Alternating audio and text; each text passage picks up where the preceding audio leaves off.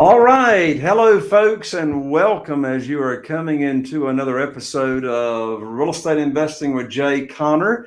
I apologize. We're getting started just a little bit late here from when we normally do here today, but we had a little bit of technical issues on getting started up.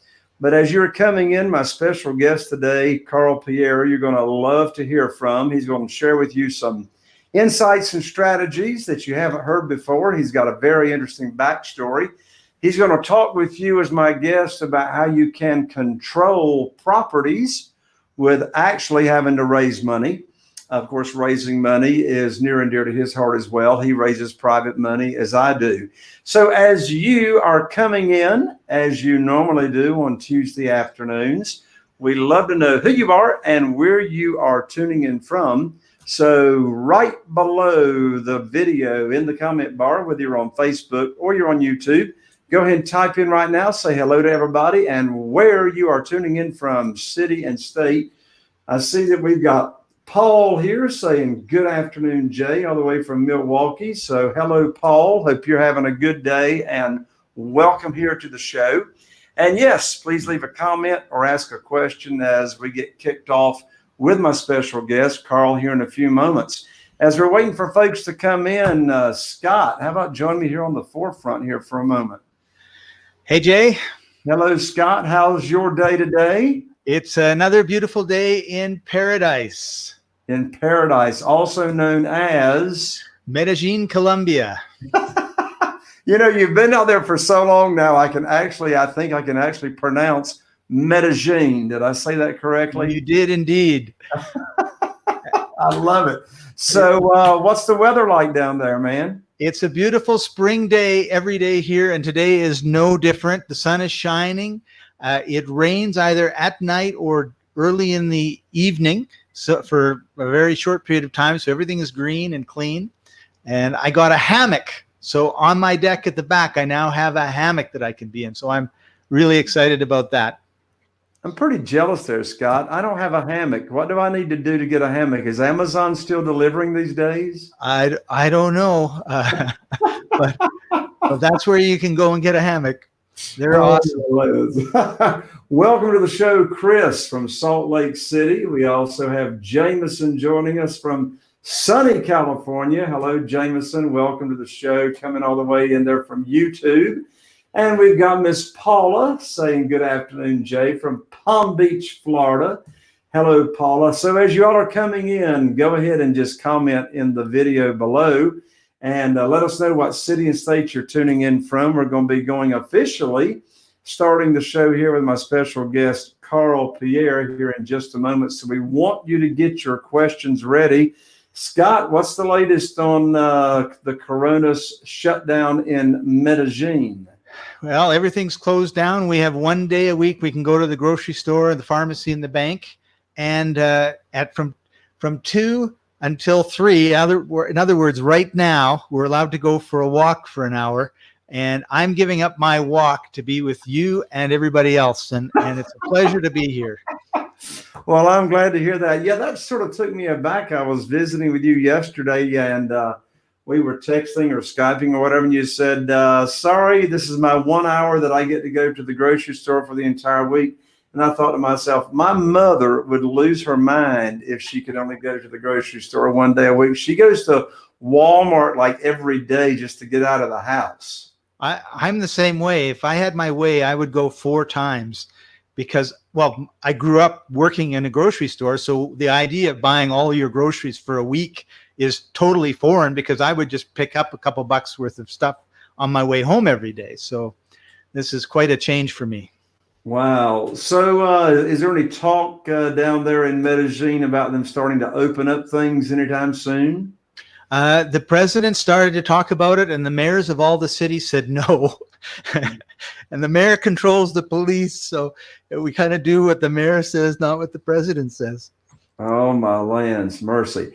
All right, y'all, we're getting ready here in just a moment to officially go live with this show, and we really want to see where you're tuning in from. So whether you're on Facebook or you are on YouTube, go ahead and type in right below the video where you are tuning in from. Doesn't matter if you're Facebook or YouTube. Type in, say hello to us. We got Paul, Chris, Jameson, Paula. Yes, Paula, I appreciate you too. And if y'all would do us a great big old favor and subscribe to the show here so that you don't miss out on future notifications. All right, Scott, I'm ready to go officially live here as you get us going, and I'll bring our guest in.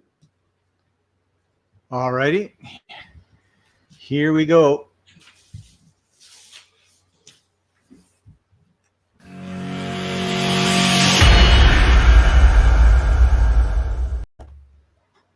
Well, hello, everyone, and welcome to another episode here. Jay Conner of the Private Money Authority. I'm your host, and welcome to the Real Estate Investing Show, where we talk about how to get funding for your deals, how to find deals, how to sell them fast, how to automate your business, and we talk about all things that relate to real estate investing, from single-family houses to commercial deals, to self-storage, to land, to creative ways to buy and control houses by using terms, as I said, to using private money.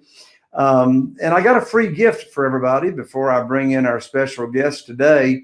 And that is, if you, whether you're brand new or you are a seasoned investor, I've got a free online on-demand class. It's less than an hour long, about 50 minutes long, and it will teach you and show you and take you step by step how to go from zero funding for your deals to having literally in the millions of dollars available for funding your deals. And as you know, the majority of the real estate deals out there, regardless of how schooled you are with creativity and controlling on terms, the majority of the sellers require all the money and all the cash. So if you want more funding for your deals, yes, right here in the midst of coronavirus, I've got more new funding coming to me on my desk than I've had in a very, very long time, because quite frankly, people are apprehensive and they're skittish about having or keeping their money in the stock market. And in this world of private money, it's a safe, reliable, and secure way for people to get high rates of return. So I want you to go right after the show, get on over to this website, and I'm going to show you and teach you the 5 steps to getting funding for your deals without relying on banks, mortgage brokers, or hard money lenders. And it's www.jayconner.com/money podcast. Again, that's www.jayconner.com/money podcast. Well, folks, I'm excited to have on the show today. And by the way, as you are coming into the show, go ahead and type in your name, your city, and state that you are coming in from. We've got T. Rowe from Florida. We got Greg Ulmer. Hey, Greg, right up the road, mastermind member in Durham, North Carolina. Hello, Greg, and welcome to the show. So my special guest from Fort Lauderdale, Florida, and we've got folks tuning in today from Florida. Karl Pierre is from Fort Lauderdale. His background is in the healthcare industry. He's got 20 years of leadership expertise, founding numerous companies in different marketplaces in fields of healthcare staffing, radiology, home healthcare, hospitality. And he's been an entrepreneur, and he's been a driven chief executive for those number of years. But in addition to that, and why I have Karl here on the show, is because back in 2006, Karl participated in his very first real estate transaction. He's been growing his portfolio as an investor ever since 2006. He really likes the multifamily part of the business, 1 to 4 units. He's getting ready to expand beyond that. But right now, Karl earns and grosses over $1 million every month of revenue coming in. He's now managing more than 400 workers, and he owns and controls over $15 million in real estate assets. So folks, get your questions ready for Karl as I bring Karl Pierre right here on the show. Karl, welcome to the show, my friend. How are you? Thank you for having me. Oh, you're welcome, Carl. I'm glad to have you on, and I appreciate you reaching out to my producer there, Scott Patton, and us getting you scheduled on here. So your background is in healthcare. You got a lot of experience in that. But what is it that got you started in real estate investing and got you interested? Actually, I got started in 2006 out of need. The program that I was in, which was I went to Stony Brook University, School of Health Technology and Management, and my concentration was in radiological studies. So that was X-ray, CT, MRI. And it was a newer program in the university. And as a result of that, it wasn't accredited by the university yet. So me and my buddies that were in the school weren't guaranteed housing once we graduated. And we had to do a post-bac clinical year just to get our specialty or expertise in the field that we were going down. And fortunately for us, one of the guys was a loan officer. And in those days, anybody with a heartbeat could get a mortgage. And we were able to I remember those days. Yeah, we were able to qualify for a single family home. It was $410,000, 100% financing, plus 6% for closing costs and all the incidentals. Wow. On our student income, which was absolutely crazy. But our idea was very simple, was just to occupy the property. It was a 4-bedroom, 3-bath house with a full finished basement and the living room, dining room, den. So all the extra space that we could convert into bedrooms, we did. And then we started renting out those additional rooms to our classmates. And that first property, we're able to collect just a little over $6,000 a month in income, and realized that, there's some money to be made here because we weren't the only ones. So we started to buy additional properties immediately adjacent to the university, within walking distance.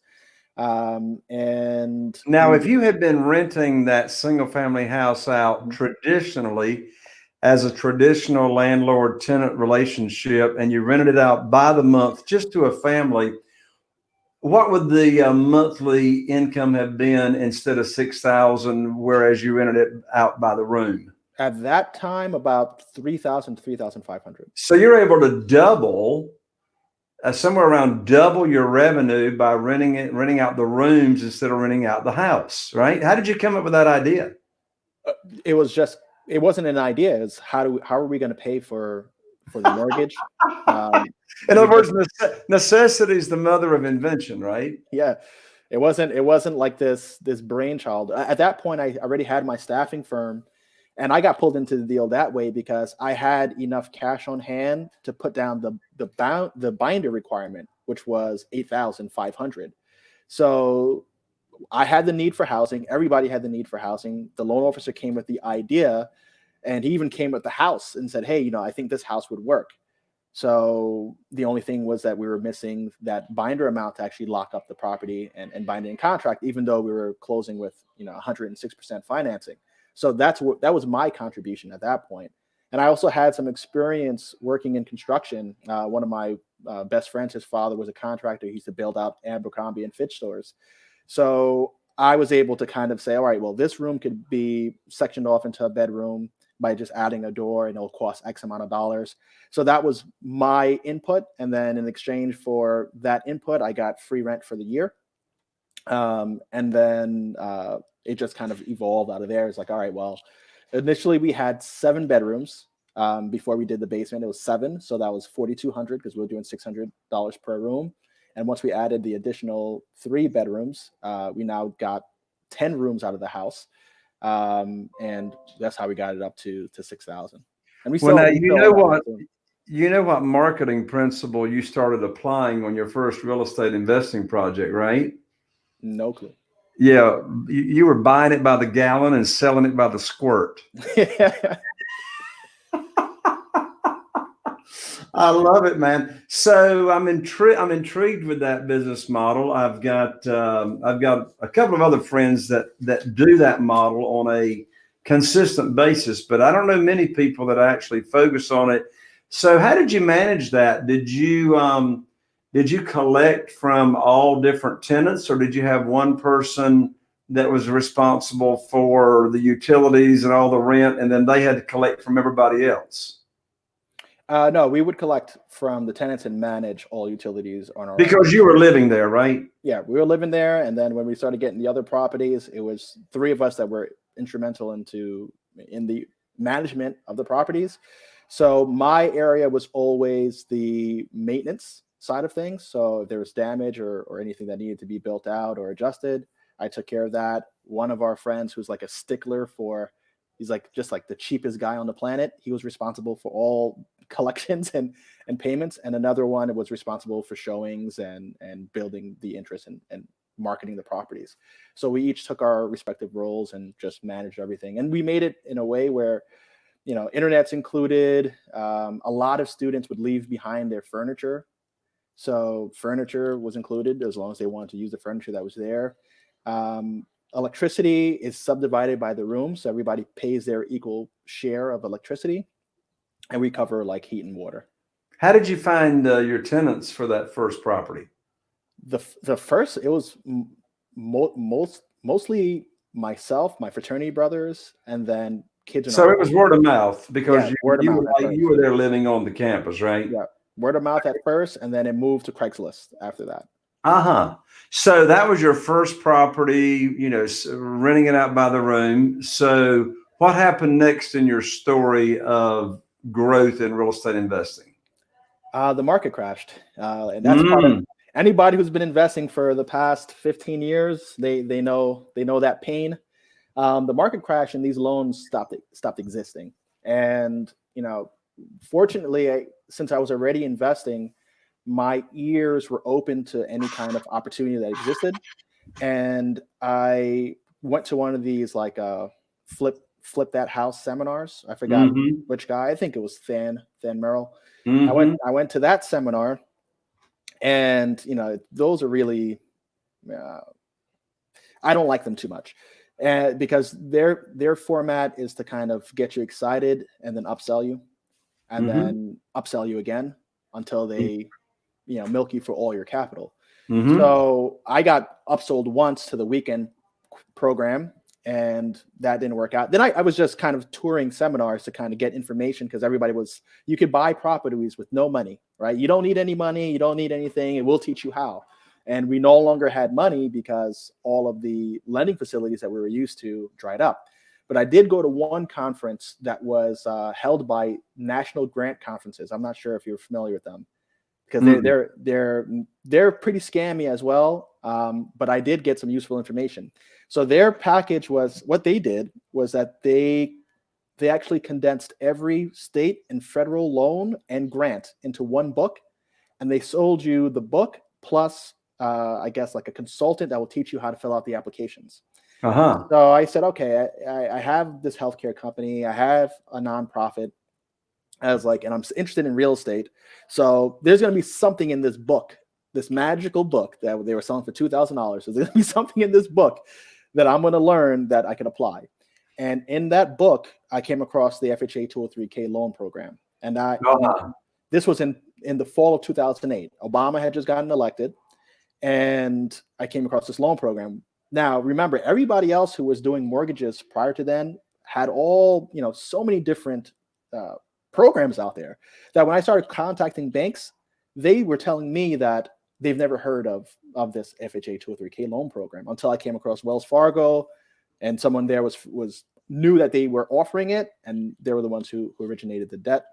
But go ahead and tell everybody what that program is. Okay, so the FHA 203K loan program is a federally backed mortgage program that allows you to purchase real estate as a first-time home buyer, and that's like a flexible term, but a first-time home buyer with only 3.5% down. And right now, the minimum credit score is 640, pre-coronavirus, so 620. And they'll let you finance the entire renovations of that project.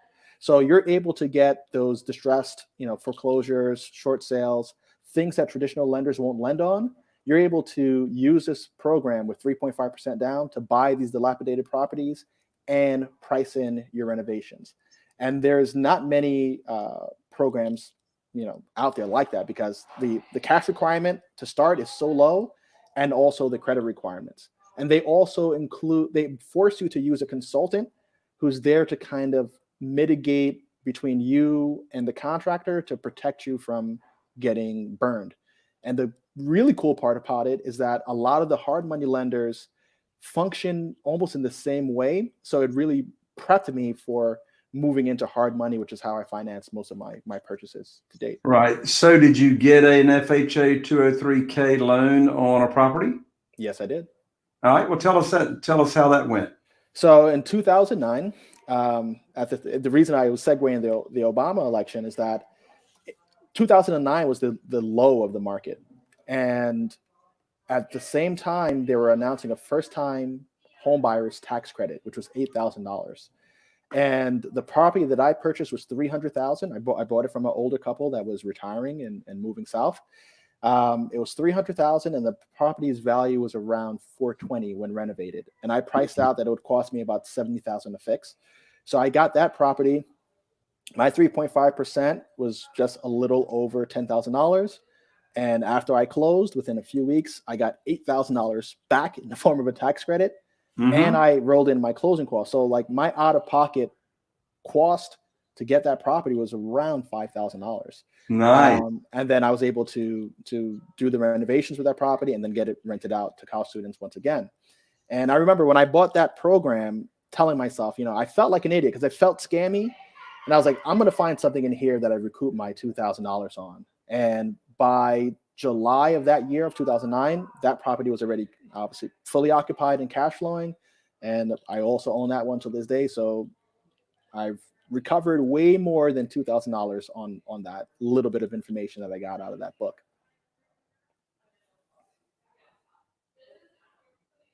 Oh.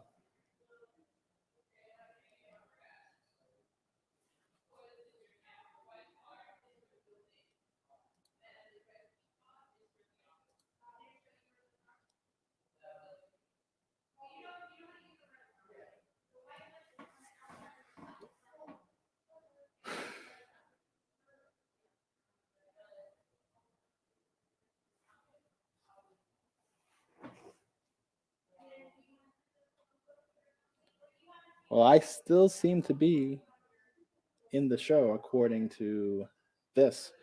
But it looks like Jay has cut out. Do you got me, Scott? I don't. You're still in the show. Jay is gone. I muted myself, and I always talk when I'm muted. Okay. So you want me to hold tight for him, or I could continue with that story at least to give him some time to get. Yeah. Let's finish that story off. Okay. Sorry about that. So essentially, with that program, I've been able to, pay down that house now for 11 years. It's on a 30-year mortgage. I lived there for a year because that's one of the requirements of the FHA 203K loan program is that it has to be owner occupied. So I was right out of college. I didn't care living with the college students. I had a room in the basement and lived there until I got another property and then moved into that one. So I think for people who are interested in investing in 1 to 4 family homes, especially like 3 and 4 family homes, and you haven't gotten started before and you have a limited amount of money, the FHA 203K loan program or even the FHA programs are great. Because with the FHA program, you can get in for that 3.5% down. And if you have a four family, you're able to live in one unit. And in most cases, the revenue from the other 3 units would fully pay for your asset and allow you to cash flow. I used it in a single family home scenario where I was still living there and renting out to college students. But for someone who's like not quite ready to live with college students, because that's a different way of living. If you're not ready for that, I highly recommend that program on like the triplexes and fourplexes out there, because you can buy up to four families with 3.5% down. To me, I know there's some VA loans that you get in for 0%, but if you're not a veteran or you're not working for the armed forces, I think that's one of the best programs you could get yourself into to get started. Karl, thank you for keeping the show going. I lost internet connection, but looks like I'm back now. Is everything good on my end, right? Yep, I hear you loud and clear. I see you. You're back. Excellent. Well, thank you for getting the story going. So, did you just share with everyone about how you got into multifamily and how you funded that? Into actually, I don't get into more than 1 to 4 units, but what I do get into like twos and fours and singles. So that's my portfolio is mostly single family homes. I do also have a co-working space, which is commercial, and that was born out of need once again, and it's kind of the pattern that I follow is create what I need. So a big piece of my portfolio is that. I have a 11,000 square foot space in New York, New York, right across the street from the iconic Macy's building, and that started out as just a small project, getting office space because I was in a co-working space and I didn't like the landlord, and I felt, I have enough experience, I have a little money behind me, I might as well do this myself. But I'm looking personally to get into multifamily development because that to me that's the natural next step for me to start accelerating my portfolio beyond what it is now. I got you. Now, I know you're into raising private money like I am. You were sharing your story about the crash 2008, 2009. That was actually my biggest blessing in disguise was getting cut off from the banks with no notice in January of 2009. And like you, out of necessity, I had to find a better way and quicker way to get my deals funded. I learned about this wonderful world of private money. And since that experience, in the third week of January 2009. I've never missed out on a deal because I did not have the funding. So I've got one last question for you before we call it a wrap on the show, and then we'll let everybody know how to continue the conversation with you and to get in contact with you. But in your experience of raising funding for your deals, what do you consider to be the most consistent problem that people run into when they are looking to raise money for projects? Lack of experience and a lack of being able to get investor confidence, I would say is the biggest issue. Because how have you fixed those two problems in your experience? With me was really just talking to more people, right? And waiting until somebody was either interested in supporting, what I had going on. Cause I already had a few properties. So I was able to show, look, this is one college property. This is how much it costs. This is how much it rents for. This is the spread that I make. I haven't had a vacancy in X amount of time. I'm going to repeat the same, up the street. So I had some traction already that made it easier and made it more palpable for people to be interested in. But for someone who is completely green, you're going to have to be able to communicate that you know what you're doing and that you're going to be able to execute some way, somehow, right? Either you have relevant experience because you're a contractor, or you've been in property management, or you're a real estate agent and you're very familiar and you've negotiated a great deal. You're going to need to be able to present to your investors that you're the person to execute and you're the person to not lose their money, right? If you can't do that, you're never going to raise. Or unless you keep working and you find somebody who just doesn't know better. But chances are they don't have much money if they don't really know how to assess good from bad. Yeah. So given your expertise and your experience so far as a real estate investor, what would you say in this world of real estate investor you are really, really good at and sets you apart? I think I'm really good at kind of seeing the realistic need that exists in an area. I remember like in 2012, the market was just starting to turn in New York and people started to get a little more confident. And I started looking at where can I invest that isn't as costly as Brooklyn and Manhattan, but offers the same value as Brooklyn and Manhattan for people who are commuting in. So I started just following the train lines into the Bronx, into northern New Jersey, Newark. And I started to see that, prices were like, in New York City to get property for $100,000 per unit just doesn't quite exist anymore. But then you could in the Bronx. Meanwhile, something in Harlem, which is in the north side of Manhattan, which is demographically the same as the Bronx, same commuting time, properties were selling for anywhere between $400,000 and $700,000 per unit. Wow. So it's like, just take a different train for the same amount of time, and it's 17 minutes to Grand Central Station. Why is this property only valued at $100,000 per unit? It doesn't make any sense. So for me, I can kind of look at an area and make sense of where's the value for the people who are going to be occupying the space, and how much are people going to be willing to, that access to the highways, those sort of things, access to public transportation. So I could kind of look at an area and know that it has that upward potential, or people will start to kind of relocate from the more expensive side of town to the more affordable side of town because it offers similar, amenities or similar access to their workplace. So I think that's where I excel. Excellent. Well, Karl, thank you so much for taking the time to be with us. We've had more people join us, since starting the show. We got Derek from Maryland. Welcome to the show, Derek. Karl, I'm sure we got some folks that would like to continue the conversation with you. And what is the best way for folks to be in contact with you and reach out to you? I would say the best way would be my YouTube channel, which is ENTP Life, which ENTP is my personality type. It's not the entrepreneur's life. People think that, but it's my Myers-Briggs personality type. And there I mostly talk about real estate, business, and all the other things that I'm interested in, but it's heavily focused on how to create a business, how to organize your big business, how to approach real estate investing from the newbie to maybe even the more seasoned investor. And I also am launching a program called Killing the American Dream, which allows people to get 14 hours of direct education and the opportunity to invest and learn. So you would invest alongside me in a deal. I think that's the best way to learn how to invest in real estate, is actually to participate in a deal.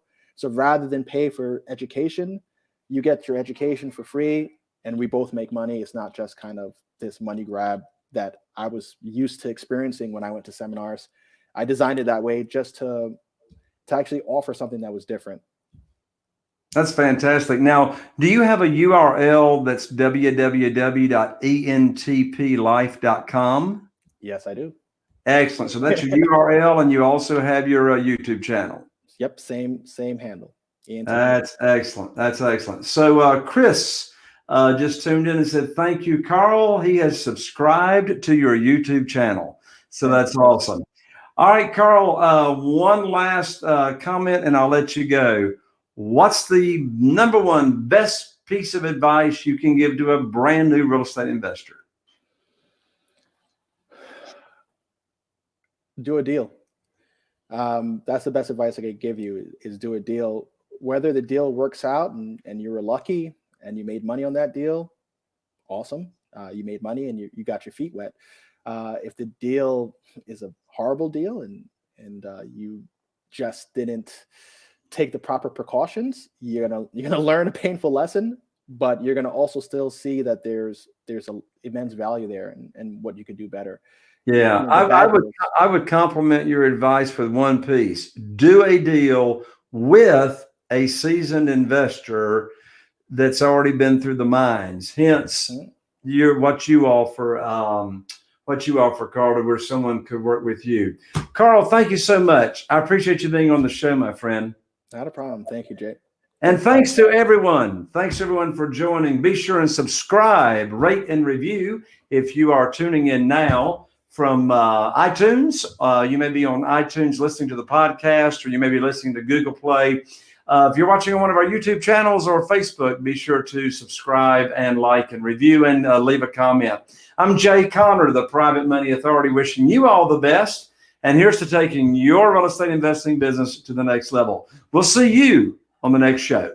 Bye for now.